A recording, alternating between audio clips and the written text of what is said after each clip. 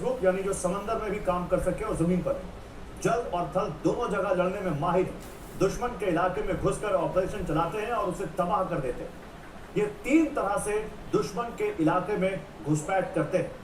MV-22 osprey aircraft के जरिए marines सीधे दुश्मन की सीमा के अंदर या फिर ऊंची पहाड़ियों पर उतरते हैं, या फिर विशाल होवरक्राफ्ट के जरिए समंदर के रास्ते दुश्मन के इलाकों में दाखिल होते हैं। इनके पास एम्फीबियस असॉल्ट व्हीकल भी होते हैं।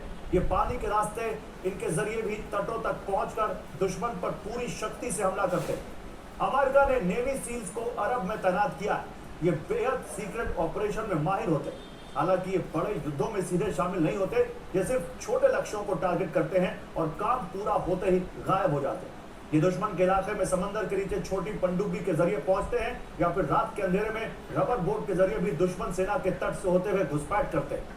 ये पैराशूट के जरिए आसमान के रास्ते भी दुश्मन के क्षेत्र में दाखिल होते हैं, लेकिन इनका तरीका बेहद खास होता है। ये बेहद ज्यादा ऊंचाई से कूदते हैं और जमीन के बेहद करीब आकर पैराशूट खोलते हैं ताकि दुश्मन की नजरों से बच सके। अमेरिकी डेल्टा फोर्स के जवान भी ईरान सीमा के आसपास सीक्रेट लोकेशन पर मौजूद हैं।